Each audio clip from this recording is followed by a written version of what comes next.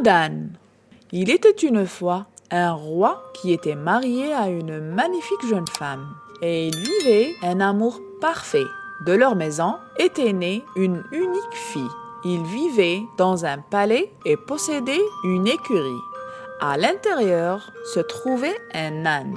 Ce n'était pas un animal comme les autres. La nature avait formé l'âne si extraordinaire que sa litière, au lieu d'être malpropre, était couverte tous les matins de belles pièces d'or. Seulement, le malheur n'épargne personne. Un jour, la reine fut victime d'une grave maladie. Les divers savoirs des médecins n'aidèrent pas à sa guérison. Sentant sa dernière heure arriver, elle fit promettre au roi de se remarier une fois que cette dernière aurait rejoint l'autre monde. Le roi, surpris par la demande de sa femme, refusa instantanément. Mais l'État attendait un héritier et il accepta à contre-cœur. La reine mourut et la tristesse fut générale. Mais le roi devait trouver une nouvelle épouse. Chaque jour, on lui apportait des portraits de princesses, mais aucune n'atteignait la beauté de feu la reine. Malheureusement, le roi fut épris de sa propre fille, qui avait une fraîcheur qu'aucune femme n'égalait. La princesse se jeta aux pieds de son père afin de le raisonner face à cette idée incestueuse. Apeurée, la jeune femme alla voir la fée des lilas, sa marraine, pour l'aider à s'en sortir. Elle dit à la princesse de demander au roi des robes spectaculaires, couleur du temps, couleur de la lune et couleur du soleil. Le roi n'arrivait jamais à obtenir de telles robes, ce qui empêchait le mariage. Mais les artisans du roi réussirent à les concevoir. Alors, sa fée rusa et demanda la peau de l'âne que le roi chérissait. Cependant, pour l'amour de sa fille, le roi sacrifia l'âne. Pour fuir son père, la princesse s'enveloppa dans la peau de l'âne.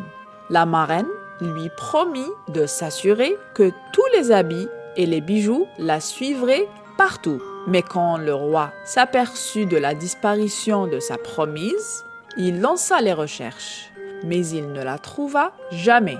La princesse alla se réfugier dans une ferme où elle devait nettoyer les dindons et les cochons. De façon à se remonter le moral, elle avait décidé de porter ses belles robes tous les dimanches. Un jour, alors qu'elle portait la robe couleur du soleil, le fils du roi du comté vint se reposer dans la ferme.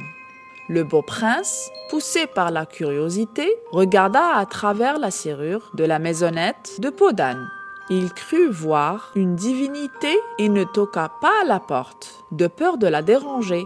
Quand le prince revint en son château, il était devenu fou amoureux de Podane et attrapa une fièvre terrible. La reine, sa mère, était inquiète. Elle lui proposa le trône de son époux et d'épouser la princesse de son choix. Mais il refusa. Il demanda seulement un gâteau fait par Podane. Cette dernière le fit car elle aussi avait aperçu le prince et en était tombée amoureuse. Lorsqu'elle fit la pâtisserie, sa bague glissa de son doigt. Le prince, en mangeant la tarte, trouva la bague. Il annonça à ses parents qu'il épouserait celle à qui irait le bijou. Après divers essais, ce fut le tour de Podane à qui la bague allait à merveille.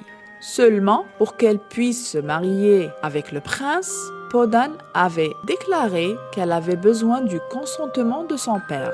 Une invitation fut envoyée à ce dernier sans que le nom de sa fille ne soit cité. Le roi avait entre-temps épousé une femme, veuve également.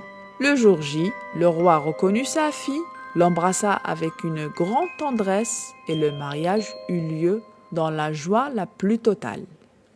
Voilà les enfants, l'histoire est finie. À bientôt!